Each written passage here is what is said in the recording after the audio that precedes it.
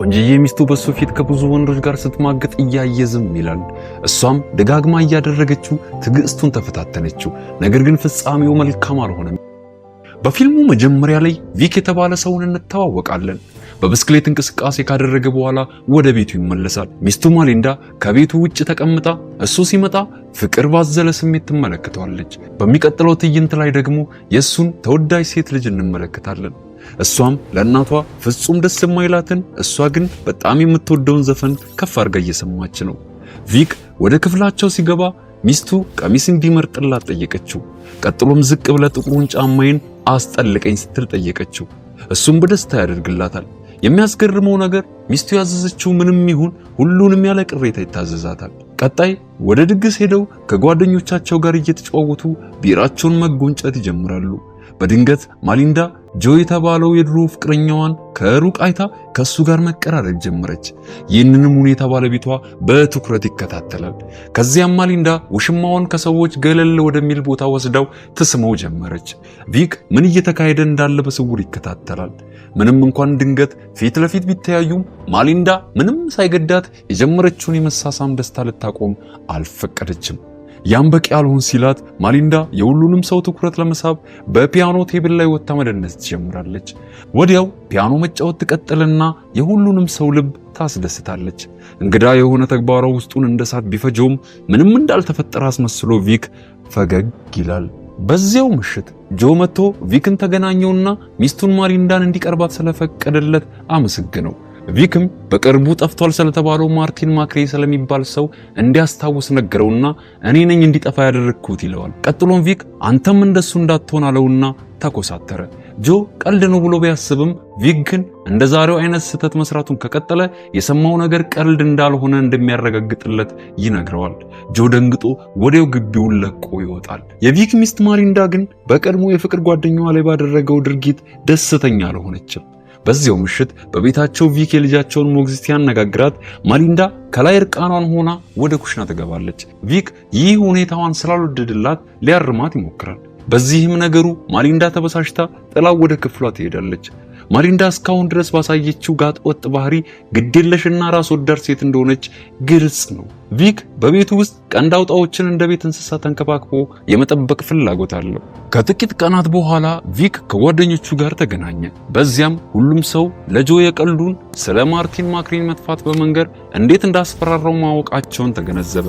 በተጨማሪም ማሊንዳ በቪክ ፊት ለፊት ያደረገችውን ብልግና ጠቅሰው አስቸጋሪ ሴት መሆኗን ያብራሩለታል። በኋላም ወደ ቤት እንደተመለሰ ማሊንዳ ስለ ጉዳዩ ያወቀችበትና ቪክ ጆን ሄዶ ይቅርታ እንዲጠይቀው ወተወተችው።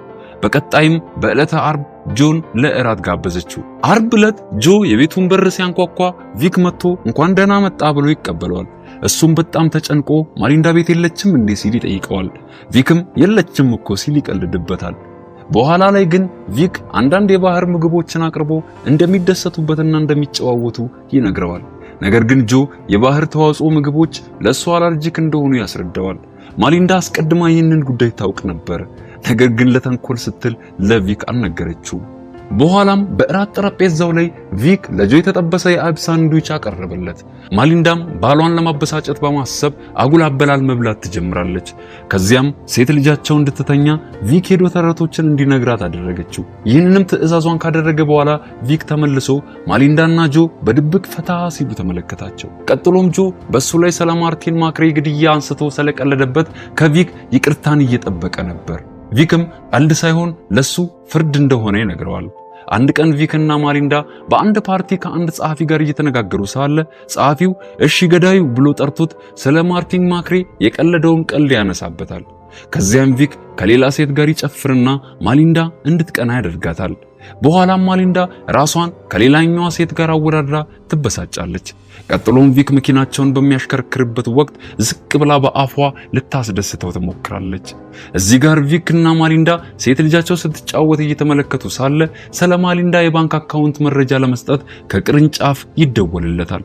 ከዚያም ለአንድ ፒያኖ ተጫዋች $3000 እንደላከችለት ይነገረዋል። በማስቀጠልም ይህንን ጉዳይ በይበልጥ ሊመረምረው ወሰነ።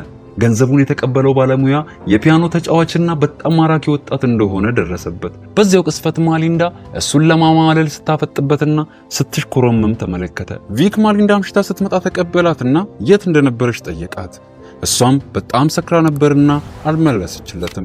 በቀጣይ ቀን ሴት ልጁን ወደ ቤት እያደረሰ ሳለ ፒያኖ ተጫዋቹ በድጋሚ አበባዎችን ይዞ ሊገናኛት ሲር ተመለከተ። በዚያው ዕለት እነዚያ የተመለከታቸው አበቦች በቤት ውስጥ ተቀምጠው አገኛቸው። በኋላም ቪክ ማሊንዳ ከጀርባው መወስለቷን ከጊዜ ወደ ጊዜ እያባሰች ልትለየኝ ነው የሚለው ስጋት እየጨመረበት መጣ። እሱ በአብዛኛው ጊዜ ቤት ሲውል፣ ሚስቱ ግን ከሱ ፊት ተሰውራ ከፒያኖ ተጫዋቹ ጋር ዘወትር በወሲብ ትዝናናለች። ቪክ ሌሊቱን ሙሉ ወደ ቤት ሳትመጣ የሱን ገንዘብ ከሌላ ጋር ለመዘለል ስትጠቀምበት እንደነበር ማወቁን ይነግራታል። ምንም ቢያደርግላት ይህች ሴት ሙሉ በሙሉ ራስ ወዳድ ስለነበረች ስለ ስሜቱ ደንታ ሳትሰጠው ከፒያኖ ተጫዋቹ ጋር አስገራሚ የሴክስ ምሽት ስታሳልፍ እንደነበረ ለቪክ ትነግረዋለች። በሚቀጥለው ሳምንት ማሊንዳ ፒያኖ ተጫዋቹን ወደ ፓርቲያቸው ጋበዘችው። ቪክም እንኳን ደህና መጣ ብሎ ጨበጠው። እዚህ ጋር በድጋሚ ሚስቱ ከሌላ ወንድ ጋር ስትወስብ ተመለከታት። ማሊንዳ በጣም ቸለተኛ ስለሆነች በባሏ ፊት ከወንዶች ጋር ፍቅር ስትሰራ ምንም አትጨነቅም ነበር። ቀጥሎ ዝናብ መዝነብ ይጀምራል። ሁሉም ተጣድፈው ወደ ውስጥ ይገቡና በፓርቲው መደሰታቸውን ይቀጥላሉ። ፒያኖ ተጫዋቹ በቤቱ ውስጥ ሊታያት ስላልቻለ ማሊንዳ እሱን ለመፈለግ ወጣች። ከዚያም በገንዳው ውስጥ ሞቶ ተመለከተችውና መጮህ ጀመረች። ይህንን ተመልክተው ሁሉም ወደ ውጭ ሮጠው ይወጣሉ።